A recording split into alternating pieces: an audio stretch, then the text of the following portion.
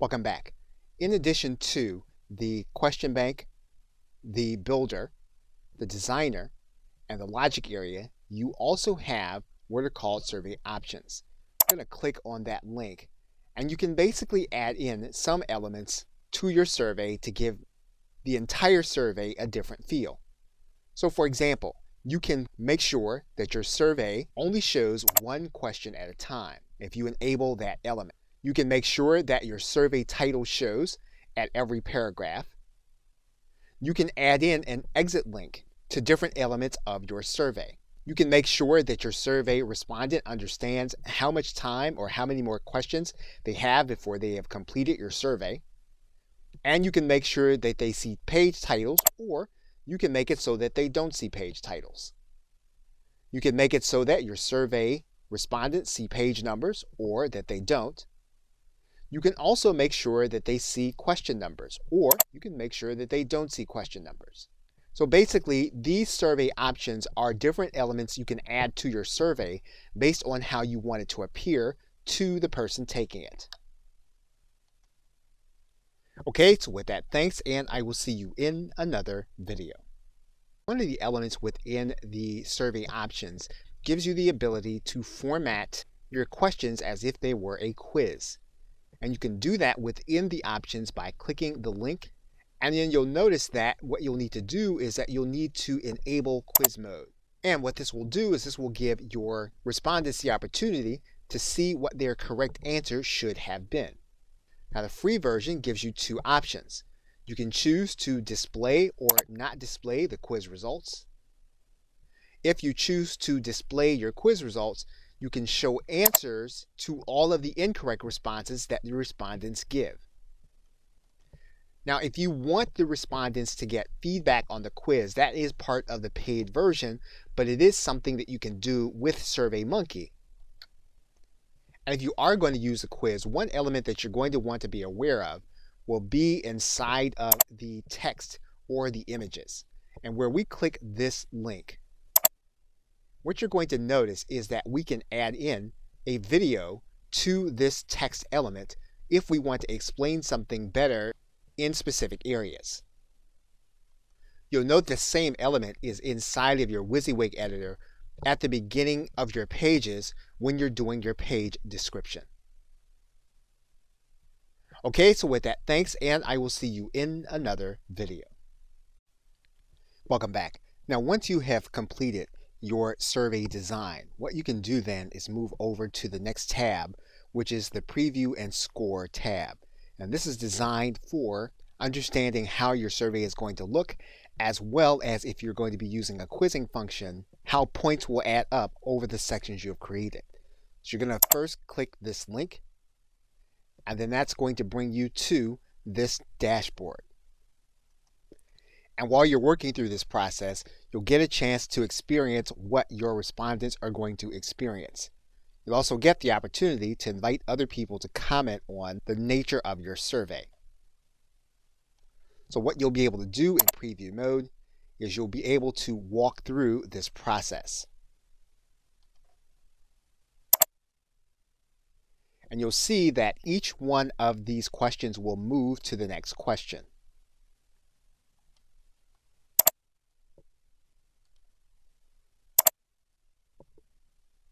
And in this case, we'll click Next. And you'll see then that this answer will render the wrong format. And so we really want to go back and we really want to change the wording so that they know that this is supposed to be a number 1 through 100. And we'll be able to click through the different answers. And you'll notice our progress bar at the bottom.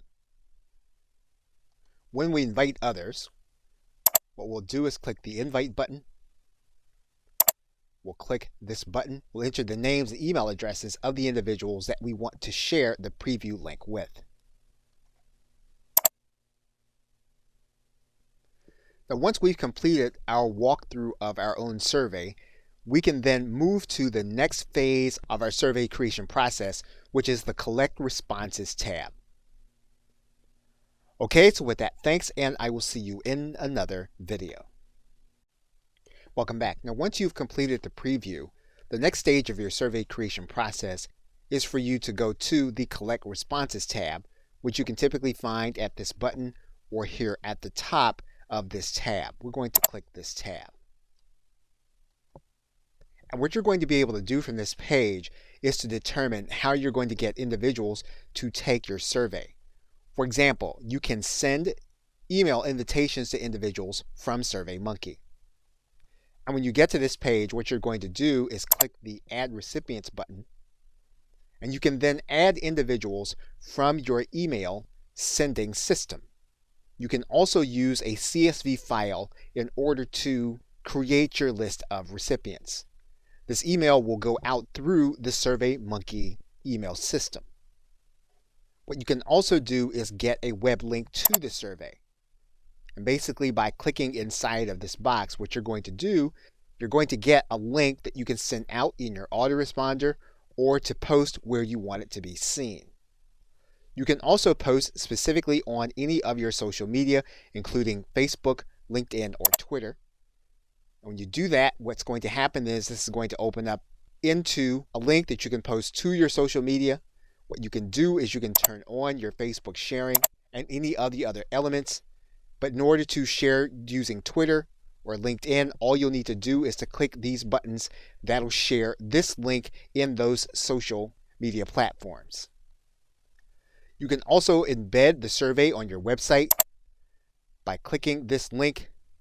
What you can do is you can take the HTML of the survey and embed it right into your website. You can embed the HTML code for a pop-up invitation. You can also embed the HTML code for a pop-up survey. For example, by clicking the embedded survey, you'll be able to see it. You'll be able to review the options. And then you'll just click Install Code. And you'll be able to take this code, copy it, and then go to your actual website. Once you do that, you can then preview the code. And you'll then see your survey inside of your website. What you can also do is to manually enter the responses for certain individuals, as well as to use Facebook Messenger. Okay, so with that, thanks, and I will see you in another video. Welcome back. Now, once you have built custom areas to collect your surveys, what you can then do is to go to the next tab over, and that is to analyze results. So you're going to want to click that tab.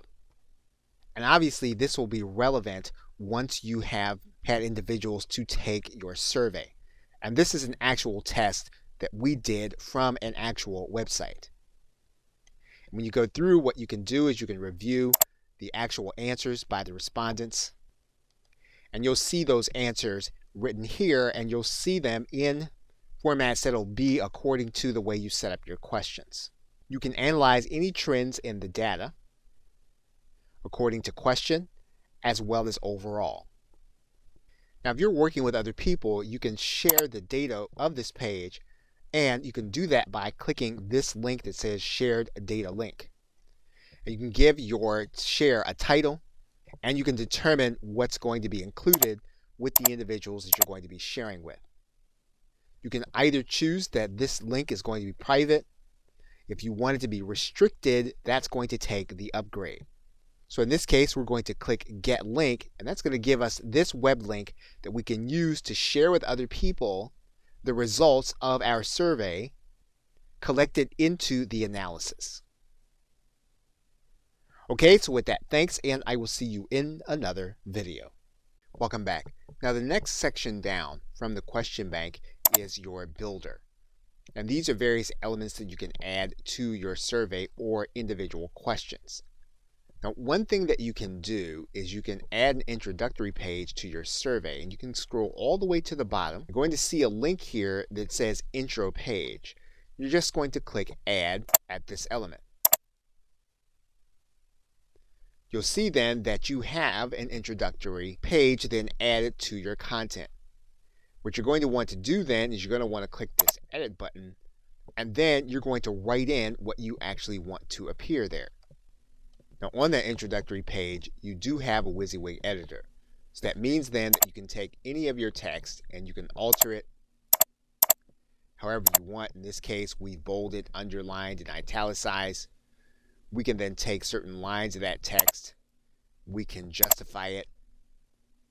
We can hyperlink content and add in a link. And so when we have written in what we want to appear on our introductory page, what we can do is we can then click Save. We can also add in a question on that introductory page.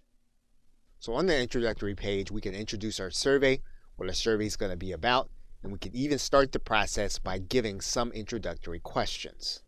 Now, if we want to move on to the other pages, all we'll need to do is to scroll down, and then we'll be on our second page that we started when we were creating our survey. Okay, so with that, thanks, and I will see you in another video.